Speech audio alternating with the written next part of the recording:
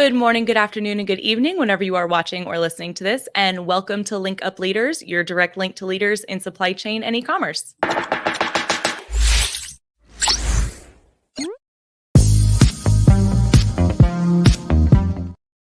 My name is Lisa Kinski. I'm your producer and co-host, and joined as always by Francois Jeffrey. Francois, how are you doing today? I'm doing great. How are you? Good. I gotta turn down my headphones just a little bit. I just realized how loud it was. What? Oh, are you still feeling gross? No. Oh, well, yeah. Yesterday I was feeling. I think it was just dust and pollen and everything. I'm still feeling it today. Yeah. No, I don't feel. Yeah, like my beard and everything. Like neck beard. Oh. Yeah, like I need to like clean up my hair and everything. I just realized I haven't looked at myself in the mirror. I was like, oh, okay, whatever. That's so funny. Your hair is definitely not the longest I've ever seen it. I mean, it starts to curl when it gets really long. It gets weird. Wait a minute, dude. If you need a haircut, you got to go today. I'm gonna go this afternoon. I have it scheduled for after work. Okay. So good. Yeah. So inside baseball information.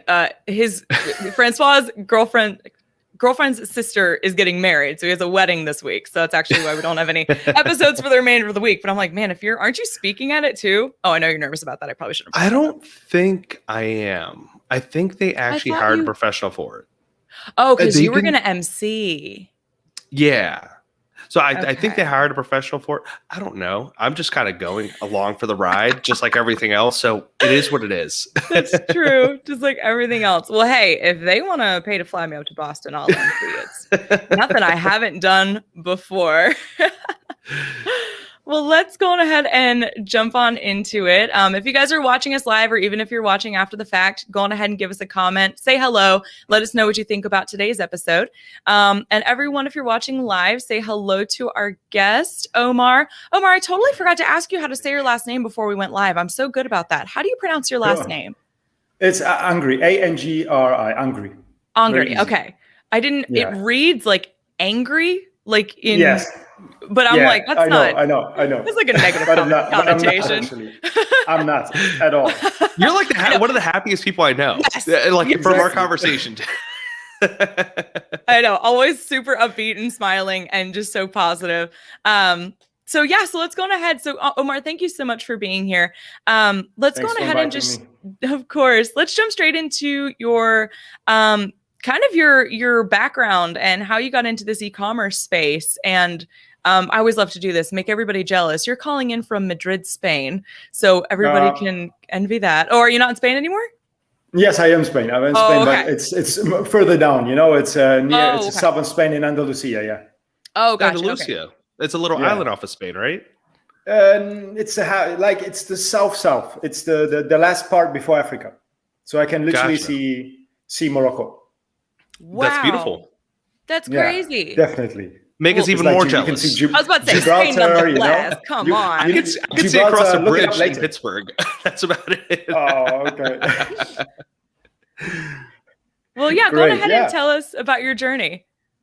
Okay. It all began about 10 years ago. I mean, I was working in corporate, and it was very nice. I mean, it was a very good job, evolving everything, and but at some point, you know, you don't see your family. You know,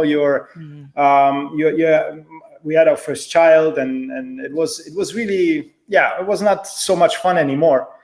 So I decided, just what can I do? You know, I mean, I thought about what can I do. So I began to search. At this time, the co-founder Emily, my wife, she as well looked into things. She was doing some translation. She was working with a few companies. I was doing consulting on top of what I was doing from at work. When I got home at work, I worked another 6 hours consulting with Canada. It was good time zone for me, because when I got home, Canada was morning or late morning. So I still had work until 12 or 2 at night. I did this like for a year. And then we began to realize that actually when she had then the first client, we began to realize that actually our translations that we were doing in German, she was doing them in French, they made sense in the terms of at the early stage of Amazon, where we didn't even have Spain and Italy. That actually with the translations that it was really good. It was picking up. The customer was doing a lot of sales. He had a few products, and this was definitely through our translations, through our localized translations. And it went on that, with the time we actually grew with him. He grew into a multi-million-dollar business. Our company grew with him. We took more languages when the French market opened, when the Spanish market opened. Afterwards as well, you had this was recently Netherlands, Poland, Sweden, and everything went in place. I mean, it was our plan to be free, to work from home and to be able to take care of everything around us, the family, and our own business as well. But the business, actually, margin business, grew into it. I mean, we put the company officially up in 2014, but everything happened a lot earlier. So, but in 2014, it really began to grow into a real business. And then we actually as well realized, so wow, okay, this is something we have to take care of, And we had already people recruiting, managers and translators, and our team today we are 20 people, and it's the best team in the world. They're most probably watching, and it's it's an amazing journey. Because only with a good team you can actually achieve what we have achieved. So it's not only up to us. In the beginning, when you work on your own, it's up to you, but you cannot work more than 14 hours per day and for a certain time period, So it's really implicates a lot of people and a lot of manpower and a lot of knowledge as well, because all of these employees need to have as well the knowledge and the enthusiasm to create something. If you just sit there and translate, it won't happen. It won't. You really need to update yourself on Amazon in this direction. We don't ask for knowing everything on Amazon. This is our specific point: is the listing optimization and translation, localized, and this is where we have to be.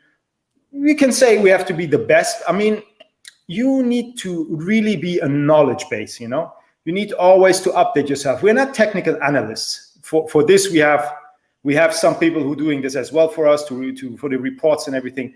But for the general, we need really somebody who knows what's going on within the countries and how culture plays a role in the listing optimization. So we do the culture specific micro optimization.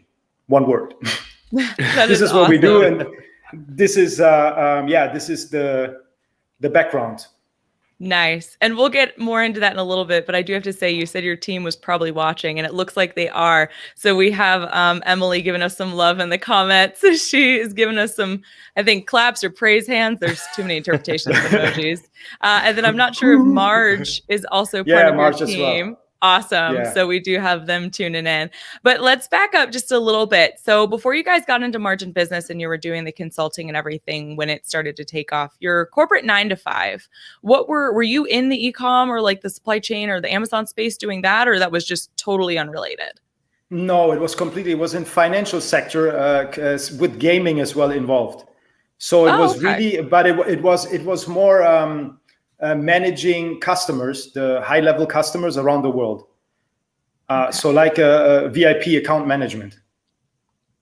So it was high-level clients, which I had to meet actually and talk to them and to see how they're doing and to set up what's going to happen next. And there were a few things involved where I always had to be in contact with our high portfolio clients. So when you say gaming, you mean like Nintendo and like no, it was literally gaming, like poker, like got it. Okay. Well, what I want to say to that as well is it was the reason that I don't want to work in this anymore, because the environment is not what I stand for. Okay. I am not behind this at all. And I realized this within the years, and I really said, okay, I cannot promote this, I cannot do this, and I'm completely distancing myself from this. There's definitely something to be said for continuing to work, either continuing or not continuing to work in an industry that doesn't align with your personal beliefs. So good for you for standing by your convictions and getting out of that, knowing that it was good for you. But Swa, you've had a question. Sorry. Yeah, no, I was just going to ask. I mean, it sounds very similar to consult, at least the role that you were in, not necessarily any toxicity that was involved with it, but the role of managing high profile clients. That is essentially consulting, right? That is making sure that they're happy. Yeah. Did you bring any of those other, not necessarily corporate values, but I see it as two different ways. From sort of this business development and corporate structure, there are corporate tools that a lot of major corporations use, and they're very valuable tools, right? Something like, it could be Scrum, it could be something as simple as like a BANT qualification, and bringing that to a smaller business, it can increase efficiencies tenfold. But did you find yourself bringing any of those corporate tools over to Margin Business subtly? Yes. Definitely. I mean, like tools within tools of software, no. But tools, what I've learned, yes. So everything, I mean, don't get me wrong, the people there were super inspiring. Let's take apart what was the initial job, or the initial thing what I was doing. It's really something where I've learned the most, people-wise, customer service-wise, that you really, it don't matter, the client is small, is big, everyone is the same. There is no difference. We have everyone to treat as it's a VIP. Every client is a VIP. It don't matter. I don't look at the net revenue. Everyone is the same. And there are some values, some core values you understand there, and we brought within the business, and as well have implemented these systems in our business. That sounds similar to your model, Francois. 15-minute calls, hour-long consults, and no matter how large the RFP. Yeah, I mean, it's perfectly fine. I mean, and that's kind of what we are doing if you think about it at a commerce level. Right? When we are creating listings, for example, it doesn't matter if they're buying one product or they're buying 100 of the same exact product. They're paying the same thing, but you want to make sure that it's optimized. Exactly. How did this start with Emily translating? Because I wouldn't think that, when Emily was translating everything, she had all the tools that we have today. When it comes to keyword or data research for Amazon. So, and we're saying that these are localized translations, which, for anyone that doesn't know, that is different than a Google Translate button. Yeah. You just plug everything into Google and then click translate. It's not the same thing. No, definitely not. So how did she go about translating, let's say, a listing from English to French or Spanish? Was it, I guess, how much did she have to understand the culture? Emily herself is French. When she began doing this, she was not working directly on listings. She was first doing the normal translations, and the nature of our jobs before had always to do with culture and with translation as well, because all promotions had to be translated either to delegate or done by ourselves. When she was doing the first listings, everything was still new. So you do what you can do from your knowledge of the country, because we were fresh still out of the country. Now it's been a while. We're both not anymore, and our countries, me, Germany, Emily not anymore, France. But before, you really have to go into it. And because of the optimization as well was not at that level as it was right now, obviously. If you've done good PPC and you had no keywords inside, it's still working, Even without PPC, most of the times it was working. But what I want to say is that you really needed to make sure that you search from other listings everything what they have done good. So you literally copy the others in the beginning to understand actually how this works. Because there were no guidelines before, like you have to put the first bullet point and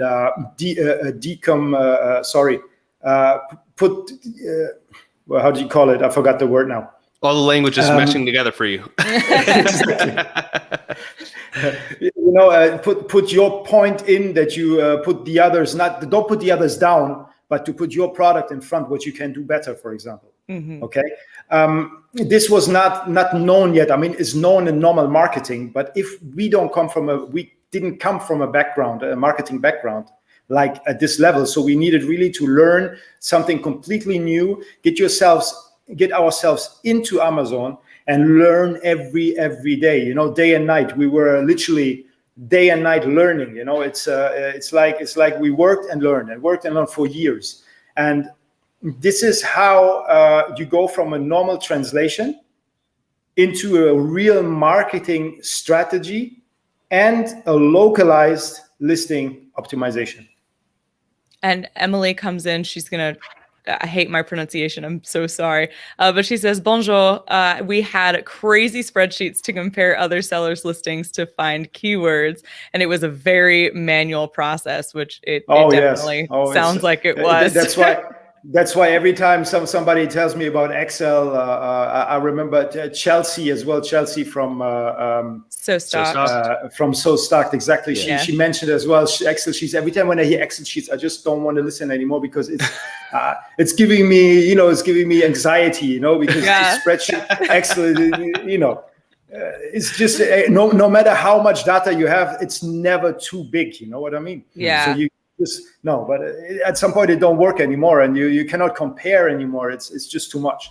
Mm-hmm. Well, and that's where you really get into specialties, right? And this is why we have service providers that we have, like Margin Business, is because we have people like you and Emily that are actually doing this day and night. I like to think that we're specialists when it comes to supply chain. I mean, I literally think about it all day. I send you articles even at night. So y'all, no kidding. I've gotten 2 a.m. messages from Francois with articles. Things are crazy. Go to bed. In every single piece of it. And so I really do want to send that appreciation your way and Emily's way, that, taking it from something as manual as Excel to making it a full service agency is amazing. But there was something that you touched on, we sort of breezed over, which was coming from a marketing strategy to creating product listings, which is something that I don't know that I've heard of before. How does that, can we decompress that process a bit more? Like, what conversations are you having with your clients about that? I mean, with the clients, most of the times they know their product. They know their customer avatar. Mm-hmm. And if they have already a listing, obviously it needs to get rewritten most of the times. So we break down the process.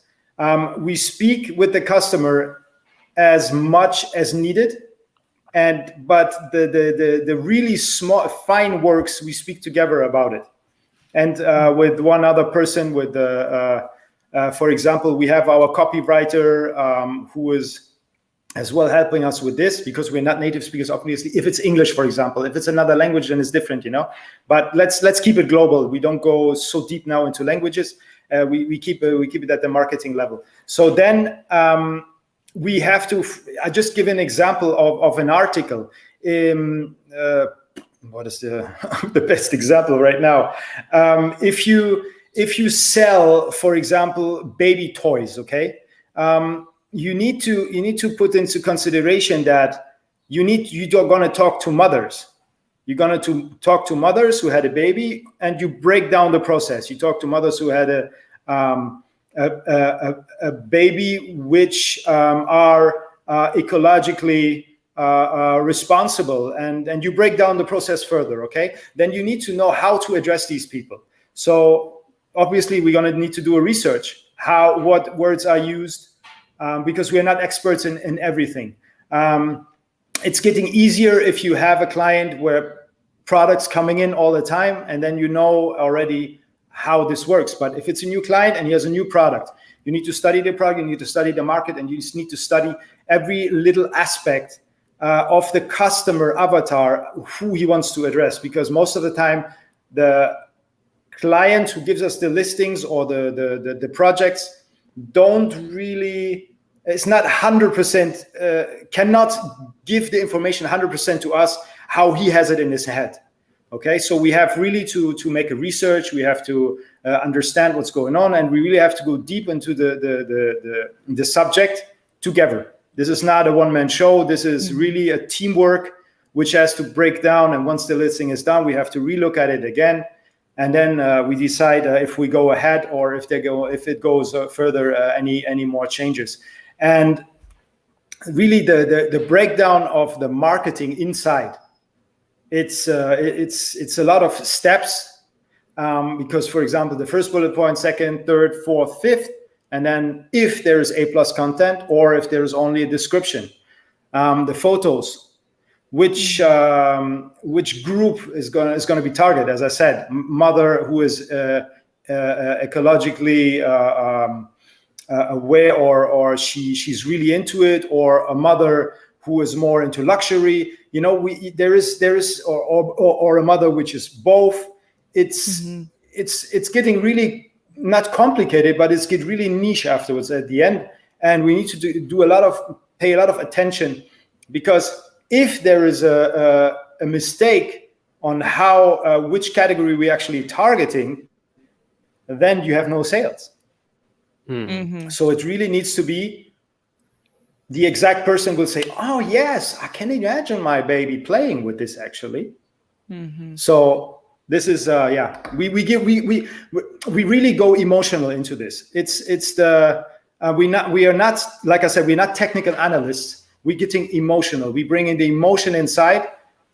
It's not what the customer brings us. It was we gonna put into the project, because we listen what the customer has to say about his listing, but we bring the emotions inside. We make this thing living. Well, and that's an interesting point. I was just listening to another podcast. They talk a lot about startups and scale ups, and they were talking about at LinkedIn this one concept of being data led instead of being data driven. So utilizing data to, let's say, if it drives every single decision and that's all you do, you only look at the data, and so you make this decision, versus being data led, which is you look at the data, you analyze it, but you give that human element of, hey, this makes sense or that makes sense. It doesn't matter if you have all the numbers, all the statistics, and however you want to analyze it, if at the end of the day those don't convert, right? So that's what it really sounds like to me. But where I think one place that a lot of businesses might struggle is, where exactly do we get that data? Like, how do we know that there are a lot of moms, for example, that may be ecologically driven or aware, or they're more luxury based, and those are actually the customers that are buying from you? Does Amazon give you that data also? Not really. They give some of the data that we have an idea, a direction. But we really have to do a manual research. Google in the different countries is the most broad one. But then if you want to go really deep, it's like in Facebook groups, LinkedIn groups, on Instagram. You follow you follow groups of mothers. You follow hashtags. You check out what they like, what they do, and you niche them down until a certain point. I mean, the process is not like super complicated, but it's a process which take a bit of time. And we have to be sure that the process is correct. So it's kind of manual, yes, because like you said, we use the data, but we don't use it only. Okay, we really bring our emotion and our touch and our research skills inside, and check out everything, every single product that we receive. We need to know more about it, and we need to stand behind it. It's like we have our own product which we're going to sell. This much we need to know about it. And if this cannot happen, then there's a problem. Or if we don't stand behind that product, if it's a product, for example, I don't know, there are some categories which I would not go for, some ethical categories which I don't like, and there we would just say no.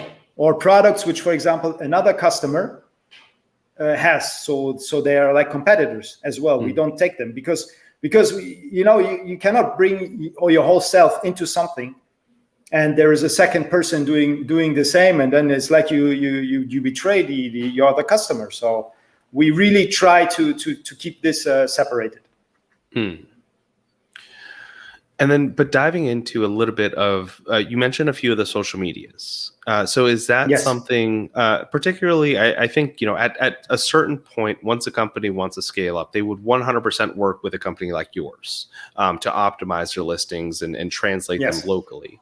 But for someone that might be still in that startup phase, still in that first SKU, maybe putting together their first listing. And maybe they're taking that one listing. It could be a great product. I mean, a lot of people have hero products that are, $1 million, just single listings. That could be perfectly fine. Sure. And if they plan to expand onto a different marketplace, let's say in France, Germany, anywhere in the EU, and the UK, UK is a little bit different, obviously, because they have a just different form of English.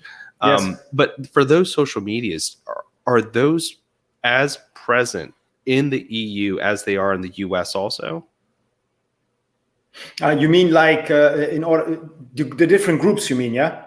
Yeah, like on Facebook, like there's those groups of like I only know what I know here, right? I know that there's those groups of Lisa, you actually were telling me about this. There's a group of moms that specifically buy one brand of products. I forgot what they were called. But like, do they have that in France and Germany and in the rest of the EU? Yes, definitely they have that. We can, yes. You can really deep dive into it, and if you know the local language, it's not a problem. You really can, and we have already people who working with us who speak all the languages. They as well can do this. For now, we do this specifically for Germany and France. And if there is any demand in the other countries, like now Netherlands and Poland, we have very big clients where if you go that deep, it's just not possible. So you really need to, when you translate the listings, they get optimized, they get checked, and then they get out. It's not so when listings are coming in, which has like, I don't know, 10 listings, for example, or one listing, and it's a real good seller, or it will be a real good seller. It's specifically for these listings that we need to really go very, very deep and check all the other marketplaces. And yes, there are definitely in every EU country there on Facebook, you have these specific information which are literally only lying there. And there is softwares as well to scrape them and to check on them and to then see. That makes it easier as well. Can we get like a little bit of a definition of what it means to localize a listing? Because, like we've already covered, it's more than just putting it in Google Translate. So, you have to understand, the culture a little bit, because there's going to be slang, there's going to be, certain turns of phrase that don't translate along cultures. So can we get just kind of like a brief definition, I guess, or a long one of what it means to localize a listing? Okay. For the localization part, it's super important because, for example, when we get a listing out of the US, then this US English. So translating this US English into German, into French, or into Spanish or Italian or any other language on the Amazon marketplace is not possible. You can translate it, and then you need to rework on it to localize it. So a normal translator is okay, but afterwards you need somebody from the country who actually knows Amazon, who knows the marketing process in Amazon, and then can break it down in order to talk to German customers or to French customers or to any customer in the European Union.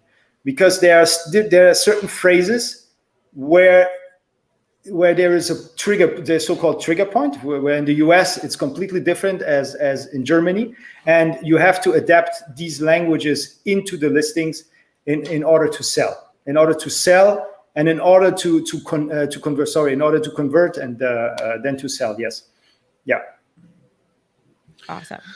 Yeah, I mean, we definitely see here in the U.S. at least all the time. You can see broken English on a lot of the listings. I think especially a lot of the listings that were some of those brands were recently shut down. Yes, in that massive push. It is what it is. Obviously, that has to black hat tactics have to be taken down at some point. Yes, 100%. We agree with that. But also, we can't deny I still bought those products. Oh yes, I still 100%. It's true that. What I was going to ask is, what I guess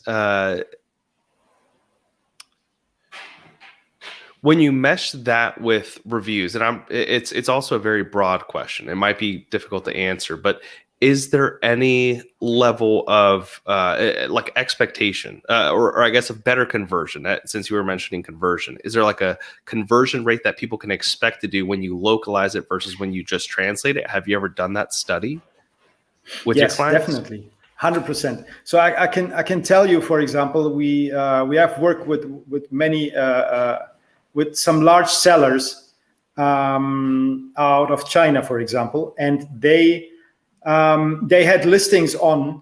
They were already. I won't mention brand names, but they had multi-million-dollar listings running per month, and as well different brands running at the same time. So every account was another brand. They really, it's really it's an army, you know. So we checked this, and from what I see, they were selling so good and so much. If they would have changed every single listing into a correct, localized, customer addressed language, with the marketing, with trigger point, everything what needs to be in there, with correct pictures as well, because sometimes the Photoshop is awful. Sometimes it's very good as well, you know. Don't get me wrong, but sometimes the techniques, what I've seen as well into studio is as well amazing sometimes. But let's stay with the listings which are awful. They made, let's say, 2 million, okay, with only a few hundred products.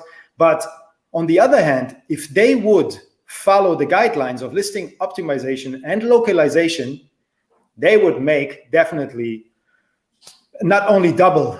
They would go from for example 10 million into 50 million. Okay, we talk, but I think there is a lot of CEOs who don't really care. They take the 10 and leave, you know. Yeah. But for us, it's not good enough. When we do something, we want to get the 100%. I don't want to get just 40%. If I know I can get the 100, yes, you have to invest in listings. But haven't you invest in every? Haven't you? You need to invest in every business, right?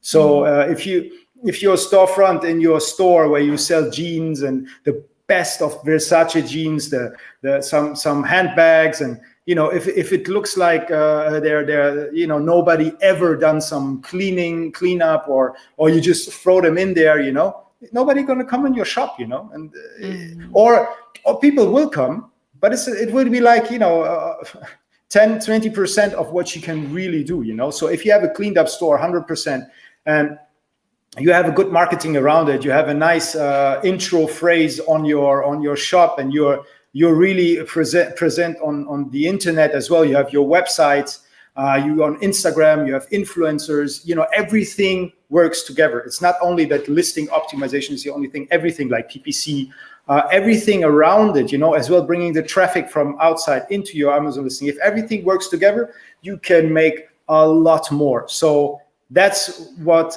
it frustrates me, you know, because all these monster brands really don't put in 100%, you know, and they could do it. They really could do it. And then we have this problem, for example, with the reviews, with the fake reviews, because if a brand does 100% job with their storefront and their listing optimization, everything around, they don't need this. Really, they don't need this. The reviews will fly in on their own, you know. You just need to put, I think I spoke with Ryan about it, just put a nice card into the sleeve and say, thank you for your purchase in every single language. And that's it. you know, a custom or a little gift adapted to the country, for example, you know. Just something small, you know, not like a pen or something. I mean, like something which makes a customer smile, you know, like, oh, look, I can give it to my baby or something, you know, that they remember you. So if everything put into consideration, you know, e-commerce with some of these sellers that would explode, you know, would really explode. So, and we have done the comparison between the two. Oh, definitely. And Emily is kind of repeating what you had said in the comments, not repeating, but echoing that. And localization will increase the sales and help creating brand awareness. And it goes with the off Amazon. So absolutely, it has more to do with just your sales on Amazon. Thank you, Emily. It's off Amazon as well. But yeah, I have a question as far as the reviews are concerned, because if you have a product that you're selling, and I only noticed this a couple of months ago, so it may have been a change they made way before and I just wasn't as observant. But if you have a product that you're selling on Amazon US, on Amazon.com, and you want to expand it to Amazon Italy, let's say, and it sells really well, and it's a product that you think is going to translate well across both marketplaces, do those reviews actually, do the reviews that you got on the product in the US on .com actually help you on other Amazon marketplaces? Because I saw not long ago, it like auto-populated the US results, but then there was a separate tab for reviews from other countries. So are those actually helpful for you if you move it somewhere else? Like, how does that work? Yes and no. Okay. The brands from the US are different from the brands, what the customer like in the European Union, for example. So I just give you an example. For example, for protein powder, GNC is well known in the US. GNC is not known in Europe. So even if GNC has 2,000 reviews, customers won't really look at the reviews because they know it comes from the US. I mean, they can Google Translate, but if you open up the page and check the reviews, they're still in English. So most of the countries don't even care. I think with the reviews which come from the other side, for example, from the US into Europe, it's more a statement that the brand is established in the US. Gotcha. But which doesn't really mean that you're gonna sell in Europe. You know, it depends on the product, but there are as well products where you really have to do a groundwork in order to change it. I mean, anyway, you need to do listing optimization. So it won't help if you just translate your Google listing and then you Google Translate and then bring it into Europe and then come with your English translated reviews. Then it will have only that customer who knows this brand, for example, will go and buy without even knowing. This is the sales you're going to get. But it's not like on a global level where Amazon as well will be into it, promoting you, or if you run PPC campaigns with your translated keywords. You know, really, everything needs to be adapted. Everything. That's why we call it optimization. You know, micro optimization, because everything needs to be optimized. Not only the keywords. Like I said, the photos need to be optimized. Everything needs to be changed. From the US, when you come from the US, the photos are different than you should have them in the European Union. I mean, personally, I like the US style of marketing. You know, because it's very it's like a giant walking. You know, boom, boom, boom. You know, but you know, there are some people who have never seen this who are not reacting to this. You know, it's different.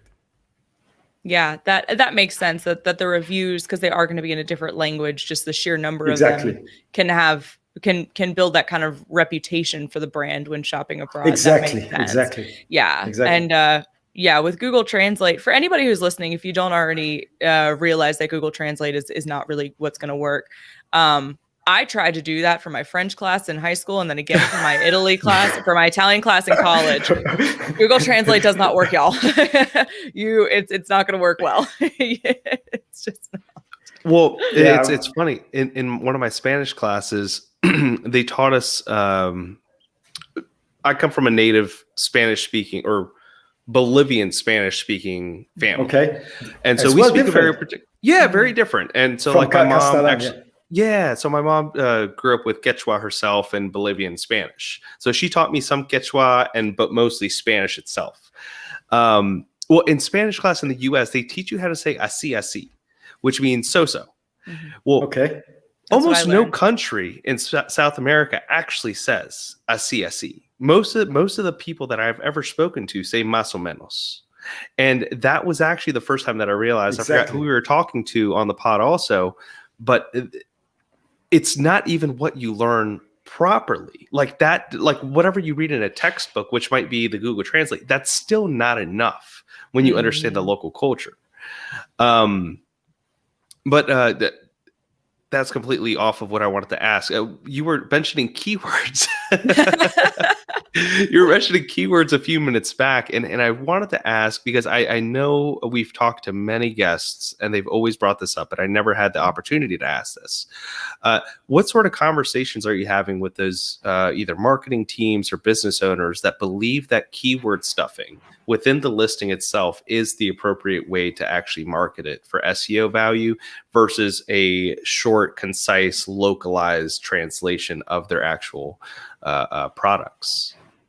Okay, really, we over the years, it was a point before, and we explained that this is not the way anymore. Now we don't have the conversation anymore because I didn't come across anybody who's still believing that keyword stuffing is any better than a localized translation with like two nice long tail keywords in the first bullet point, in the title, and then working down the 5 bullet points with maybe lower keywords, long tail keywords, which the foreign sellers don't really see. So really, the comparison now, I don't believe there's people still out there who still believe that, because anyone who has done a proper research and a proper split testing knows that now only the listings who are really properly optimized, like really, I'm really talking about deep going as well into the culture and into there are long tail keywords which, for example, like I said, foreign sellers cannot see because they use the software differently from us, and they really go very actually and on top of it, they sell so much that they set the trend for wrong keywords. That means sometimes we come through keywords that say like, that makes no sense, and look how big the volume is for this keyword. So we really try then to break this down and take the long tail keywords, which are maybe green or which are even blue, and have a few 100 sales per month, because the volume in the US and Europe is a bit different. So when I talk now about maybe 60 or 100 research searches in the European Union, in Germany or France, it's different. It's equivalent to maybe 1,000 or 5,000 in the US. Is like I said, it's really different. And yeah, this is how we break down the process. There's definitely keyword stuffers. I will say from the US side, I just bought a 3D printer. Nuts. You don't think so, Lisa? No, I think the keyword stuffing that goes on is nuts. I'm in agreement with you. Yeah, I just bought a 3D printer, and the first bullet, it was just every single keyword that I could imagine I would type in some version of finding a 3D printer, which I thought was odd, but they were running a Prime Day deal, had a lot of good reviews. You see, you were most probably looking at the brand already.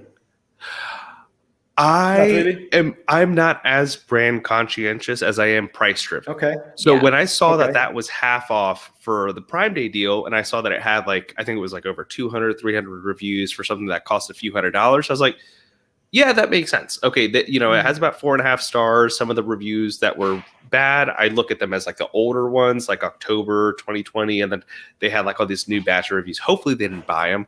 Who knows? I bought it anyways, so so we'll see. But there's definitely still keyword stuffers. Yes, there is from what I've seen. Yes, definitely. Well, especially in like I don't mean to cut you off. I'm sorry, but like in the kids' toys space. I have like 8 or 9 nieces and nephews. I don't know how many. I'm losing track of them all. But if you go to buy something for a child on Amazon, whether it's a toy or clothing, you have to hunt to actually find the size of the item or like what age the toy is rated for, because the description and the bullet points are like, great for your infant 0 to 6 months, great for your toddler for 3 to 4. I'm like, please, the infant cannot use this toy. No, it's not possible. I mean, it's just wild, but it's not just tech. It's not, I mean, it's everywhere, man. They're still doing it like crazy. Yes, but it will slowly disappear. Sorry to cut you. It will slowly disappear. Because, you know, for the simple reason that Amazon now will as well, what's happening now with all the supplements, it's going to happen to every single category. If you claim things which are wrong, or if your keyword sounds wrong, or if you're using words which are incorrect or something, because we get these emails, everyone know that when we have, for example, pulling out the A+ content, sometimes you get blocked because there is a word which don't sound German or French, for example, you know. Obviously, it's an AI who's detecting it, and we know what we're doing, but still they're doing it. So we know that the technology is advancing, and pulling out words or even keywords which they don't want to have in there, you know. So it's beginning little by little here in the European Union. I know the US laws are a bit more generous and everything, which is good, you know, for sellers. But here it's you know, some categories it's not fun anymore. Beautiful capitalism, baby. I won't go into politics now. But we won't go into politics. That's the problem. That's the problem. That's the problem of Europe, really, and that's the problem of Europe. It's it's getting in it's heading in a direction which is I think counter capitalism, although they claim capitalism, but you know, no. But you know, let's not go so deep now. We'll stay away leave that off. I was actually wanting to dive a little bit deeper into what you were talking about before when it comes to long tail keywords and how many maybe to include in your title for like maybe just a good rule of thumb of, you know, should you have it in every bullet point? I would imagine so, but also like what sort of search volumes you mentioned, like green and blue, is that in you find those colors in a ad tracker or an or a keyword planner? Okay, we're using a Helium 10, and we're using as well Zonguru. Okay. So both tools give us a really good overview of what is really asked for. So when I talk about keywords, for example, blue or red or green keywords, I would, you know, my rule of thumb is like 2, maximum 3 in the title, and not only like keywords. I talk about long phrase. I like keywords, but I prefer long phrase, long tail keywords, long tail phrases, because they make, most of the times they make sense. And you can like put 2 in the title, let's say 2 in the first bullet point, 2 in the second, and you know, you go on. But you know, if they make sense, you can even write the whole listing in a long tail phrases, you know, because then the customer won't feel it. Obviously, but if they don't make sense and it's like I don't know, it's advantage you use it too. Okay, it makes no sense. But if it's really a long tail keyword which is really had as well the actual item in there and everything is perfect, I don't see any mistake in putting even 4 or 5 long tails inside. Yeah, I mean, that sounds going back to data led versus data driven. Data driven would tell you stuff as many keywords in there as possible because that has the highest search volume and has the best SEO value. Maybe data led is more so, hey, does that make sense? It doesn't matter how many words you have in there. Does that make sense at the end of the day? Is that are you able to use those in your A+ content also? When it comes to keywords, would you recommend like using the title keywords, the listing keywords, and A+ content keywords all the same, or should you mix them up? if you don't have too many good keywords, it's okay to put them like not in every bullet point the same, but you can mix it up. But if you have a lot of long tail phrases, you can put them into all bullet points. If you have an A+ content, you can put them as well in the A+ content, but you need as well try to find a tool which brings you the traffic from Google, because the A+ content will respond to outside traffic more than the actual listing. So there you can really try to put in words which are even broader. That means you have a lot more possibilities to put as well in the A+ content. But like I said, it's not a must. It's good, but I think the A+ content is so important that you really, because it's the last point where the customer will look at, in order to really feel like, oh yeah, I can see myself with this product in my hands, riding it, eating it, doing, it's me inside the pictures. And when you reach the text, that's it. It's connected, So we need to be very careful as well in order not to stuff any words inside which can bring the customer off. But like I said, it's a possibility, and it's good if you want outside traffic, which everyone wants as well. Okay, yeah, because I was... And Emily... I didn't realize... Oh, sorry, Swal, you're frozen. Go ahead. No, go ahead. I'm good now? Okay. Yeah, Emily says A+ keywords are good for Google Images as well. Yeah, she does. And she also says you guys have a secret for that. Yes. So we cannot say that. It's there is something very special. Yeah. But is that a secret that you guys share with the businesses that you work with, or is that still indirectly? We tell them what it is actually. Okay. But we don't go deep into it. Let's say it this way. Okay. Gotcha. Yeah, I've definitely seen not necessarily Amazon A+ listings on Google, but I have heard, at least some of the brands that we work with, Amazon parsing through those images and through some sort of AI detecting the words and flagging them for face masks was a big issue, obviously with COVID and everything last year. Still an issue, Mm-hmm. Yes. Yeah. And so we had words like dust, pollen, germs, all these that are flagged, mask even. Yeah. And they're all flagged by Amazon, specifically within the imagery, which I found odd. Well, not odd. They're smart. They have a lot of smart people. So I'm guessing they are looking through the images for text also.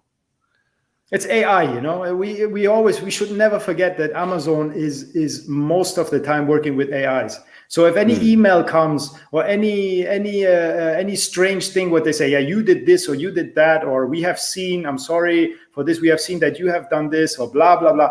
It's always an AI, because it may sometimes, or most of the time, it makes no sense at all, It makes no sense. I mean, if you have a mask for the face, you're blocked as well, because simply the word mask is in there, and then you have to explain it. And who's going to pay you all the time that your listing might be blocked? Exactly. Or anything else happens with it. So there's so many points where Amazon is still at the beginning. I compared always their algorithm and all their how they work 10 years ago with Google. Like Google, Amazon is the Google 10 years ago. So there's still so much to do. All the technicians which are working on this crazy algorithm and the search engine, they have so many things to do and have and they need to look into so many matters, and because blocking people for such words, for example, is not fair at all, and they will lose at some point by doing that, because not even a warning. Not even a warning, but people will be more aware of that, and will get more information out there. Because today, if you want information, you just click a button, then you can open a Shopify shop in 2 seconds. Although it's not the same, because Amazon is already furnished. The furnished apartment is already there, and then you go Shopify and you don't have a furnished apartment. You need to furnish yourself. But still, we're gonna go there. Walmart is getting bigger. There's other players in the game. So if Amazon still staying like this stubborn, making such decisions, then at the end, I believe on the long run, they're gonna lose.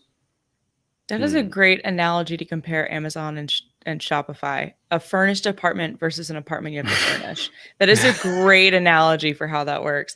And I've got to say, we're nearing the end of our time here, but Francois, we've got to get Emily on the show. She's out here in the comments just dropping 100%. So much information. A+ can be in different languages in each country, so it's where you build your brand awareness and trust.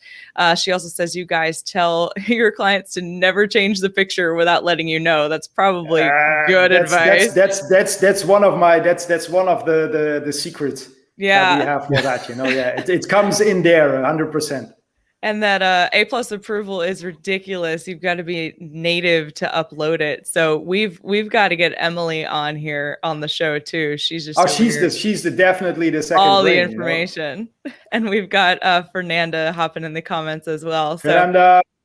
See, you've got fans, man. We've got more people chiming into this episode than ever before. So, well, Omar, like I said, I hate to say it, we're at the end of our time here, love. So if they've got anybody who's listening or watching has any questions for you, where can they get a hold of you, learn more information about Margin Business? And what size businesses do you guys work with? Do you have a specific, I know you said that you treat all clients like VIPs regardless of their revenue, but is there a certain sweet spot of either SKUs or annual income that kind of works best to be a partner with your business? We prefer obviously big customers, big clients, but we take as well small businesses. That's it's not a problem. Like I said, we really bring it down to the product, what the customer, how he stands behind this product. We have to. That's why we always say we need to speak with them before, and they need to fill out a form in order to understand their product. Do they really know their product? Do they understand their product? What is the purpose of the product? If all of these questions are like very vague, it will be hard for us because then everything is on us. We are not the product. We are the agency who's pushing the product, who will do what we know how to do it. But we cannot do the whole groundwork of the product. For example, that we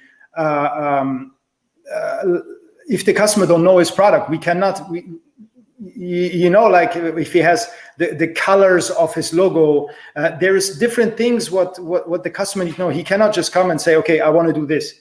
No, it needs to really be already a stable project which has hands and feet, and we can really work on. So we don't just come. It's like with Noviland, for example. Okay, somebody comes and throw money and say, "Okay, I want this." It's not so easy. We see it all the time. We see it all the time. They say, "I want this. I want a mug. I want a coffee mug." Okay, well, what kind of coffee mug? What color? What size? What materials? What budget do you have? I mean, it's a lot more to it, and that's where I think a lot of corporate structure would be really good. Actually, I think those tools might help out. Yes. So we prefer obviously big corporate structures, but we can as well work with small businesses which are really, like they said, know what they want, and they have a whole set and a whole backup behind them. So if anyone wants to get in touch with us, it's info@marginbusiness.com or through our website, marginbusiness.com.